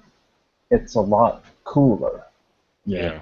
And I think probably one of the biggest things to mention about any of that is that the issue of ownership. You, as creating an intellectual property, you own it, and it's enabling you to own your own stuff, to make your own stuff.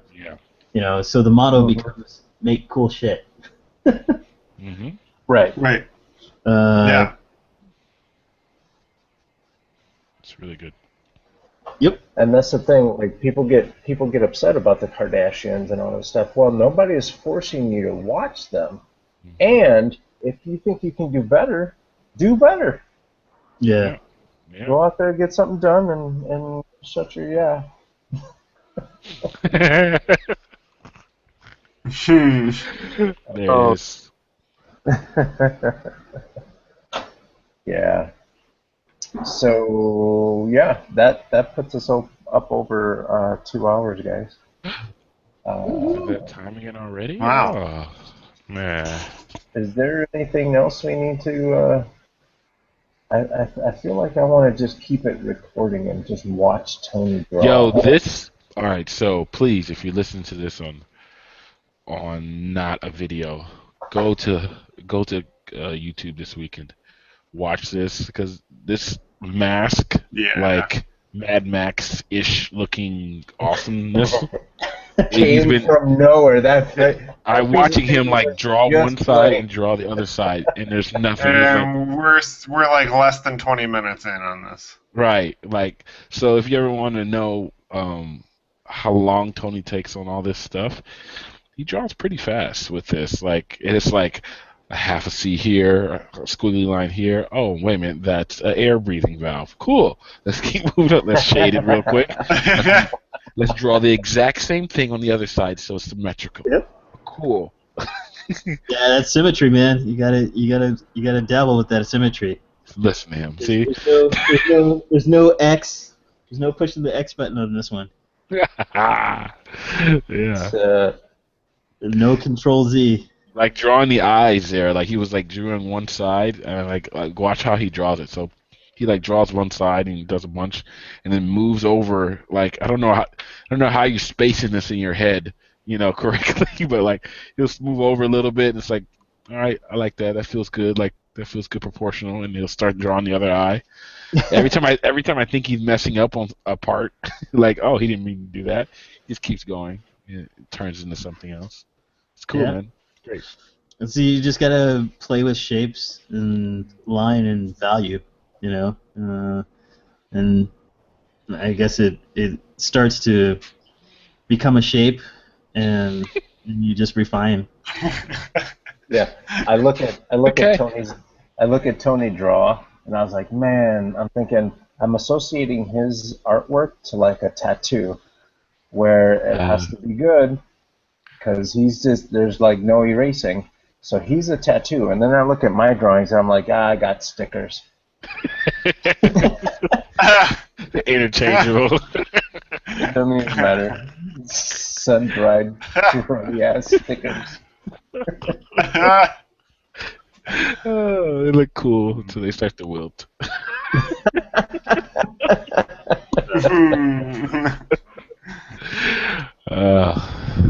Good stuff. So yeah, this is my thing, Tony. You're just putting ink on paper. You're not. You haven't thought this out. No, I've been in the last couple of weeks, last couple of months maybe. I got some of these prototype sketchbooks from John Park and the guys over at Cottonwood Arts guys. Oh, cool. They make some great papers and sketchbooks. And so they have this one that's kind of like just a tear-off, and it's such a short format, at like, what is it, 5.5 by 8.5, that, I use it for a lot of doodles lately, especially the warming up of the hand phase, where... Are you warming up right now? I'm doing what's called some distractionary art. Which is boring him to tears. Usually should be drawing something else, but while I'm having this thought, let me draw it over here, kind of stuff. So like, I was drawing something else from earlier. Oh, you just need to get something out of your head real quick, Tony? Really? Yeah. Like, I don't even know what to say to you right now. I don't know. You know what? There's like, if you saw the entirety of my desk, it's like one huge pile and a surface. Like there's some books here. There's a pile of like plastic sleeves to put drawings in, and the rest is just paper. Yeah. So you're trying out paper like it's a new shoe. Yeah. Got this new paper. Got this new sketchbook. Guys over at Cottonwood, they're amazing. Check them out. Yeah. Check this out. So, did you just plug? I'm sorry, I did just plug. But that's great. No, that's fine. But honestly, they do make some really cool sketchbooks that the paper quality is really good. Especially it's nice and fine for. Seems like it's soaking up the ink real nice. Whoa. Clean up all three. Yeah, the pile of big draw is almost tipped over. So awesome. I had to get it. But anyway, they do some cool sketchbooks. So I've been doing these little tear-off sketches to warm up, and I was trying to look for the other ones, which are on the great pile somewhere here. As I was You know what? I got you figured out. I just figured this out. Oh. What? Cottonwood has these sketchbooks that all you do is you paint with water and the colors come out. Nice. So Tony's just like he's just watering a pre-drawn drawing. That's why it's so perfect. All he's doing is laying water down. I wish it was that easy, but he's like, let me show you some more drawings to shut you up. Here's your water theory. Here's your water theory. Here's where the water theory goes to. Okay. Tony, you hurt my feelings. It's a lot of water. It's a whole bunch of water. Oh man. Yeah. So let's plug that. Color jet is. All right, we get it. Yeah. Got it? Don't forget it. Don't forget it. And there's more. Of course there is. There's Tony. You got 100. I wasn't kidding. Coming up. There's got to be more. Yo, look at that one. That one like the old school Godzilla? Yeah. Wait a minute. Yes. Jeepers. With the heavy ink blotches. I feel like I've seen a Japanese poster. I've seen a poster like that before. Similar. It's awesome. Yeah, I'm not kidding when I say since actually putting the big draw together, like I've been drawing like a madman trying to promote the book, of course, in the spirit of the big draw, doing some big draws. And since then, there's probably another book worth of drawings that have been done. You could do one just of these warm-up sketches. Oh, yeah, just call it literally the endless warm-up. This is yep. Or either they're either warm-ups or distraction pieces. Like the big distraction. More distraction. Daydreaming. Should be doing other work with daydreaming. Cool. Yeah, that's how they get started and where they end up. And Tony, they just pile up. And Tony, so what's the best? Are you putting these distraction pieces online too? Is it Instagram? Is that one of the good places to see these? Or are you updating your Facebook page more? My Instagram account, since I've made it public, has been just it's like a visual sandbox. Mm-hmm. And that's exactly how I think about it. It's just like a playground where I come in the morning and I lay it, whether I'm drawing something serious or something not serious. If there's a process involved, I try to show people my process in the blog that is my Instagram account, and cool. It's been really cool. It's been a lot of fun doing it. And I've been taking a lot more little short videos of when I'm working, and some of because my camera on my phone is much better now. I get in there really nice and tight and take some little shorts because Instagram's 20 seconds or something like that, 20-30 seconds. So I go in and I lay it down, or while I'm working I film it and try to put it up. But I always love showing progressive whips because people can see me drawing in real time and then see the end result or the steps in between. And I always love to document that kind of thing so I can retrospectively look back at my own work and see how I'm working. But it's a lot of fun. That and the practice of being able to draw a number of things daily. To do some daily sketches. It keeps people pretty engaged. So yeah. Mm-hmm. I dig it for that reason, for the most part. Cool. But it's all about process. It's not me just spamming. Yeah. But so Tony, if people are looking for you and they're looking for your artwork and your daily drawings, where can they find you? These days, either on Instagram as Tonikoro, that's TONIKORO, or Facebook.com/Tonikoro Studios is my usual deal. I don't even use my own domain very much. Actually, I haven't posted to it. Just as a matter of convenience, my actual site is so far behind. But I've just turned my Facebook page into my art page, literally. Just the fan page that I have behind it, Facebook.com/Tonikoro Studios, is the general spot where I post a lot of stuff these days. That and Instagram. Probably more so Instagram. There's more followers there. But and you said you're on Twitch? And I am on Twitch. I do a lot of Twitches where I'm either here drawing at my working table or at my drawing table, or digitally on my computer. Sometimes when I'm doing modeling stuff, I use Twitch. And my YouTube channel. I try to make a lot of content for YouTube with some consistency. Nice. Yeah, nice.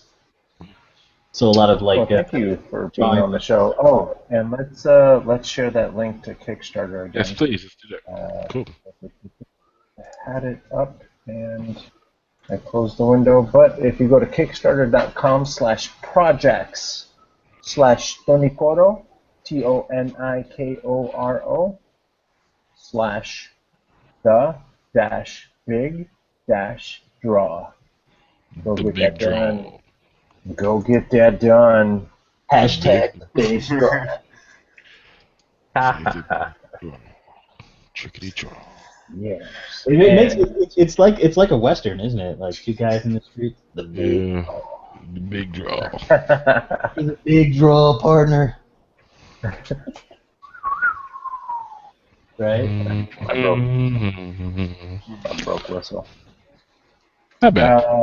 And Charlie B. Williams. Where can people find you? So if you're looking for me, you can find me on my Facebook page, which is facebook.com/CharlieBW3. My portfolio page is cargocollective.com/Charlie B. Williams. I'm also on Pinterest if you're looking for some cool stuff. CharlieBW3. Instagram, same. Excellent. Thank you, sir. And Jack, welcome back home again. Welcome back, Jack. Thank you. Feeling better? Yeah, took a while, but I'm here.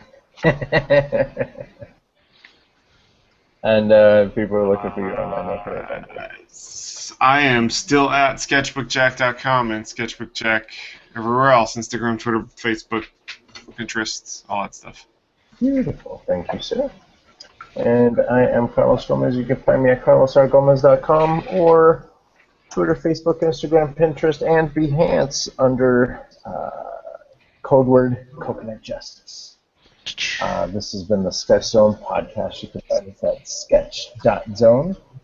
You can suggest a guest. Go to sketch.zone/guest. Let us know what you think. Who should we reach out to?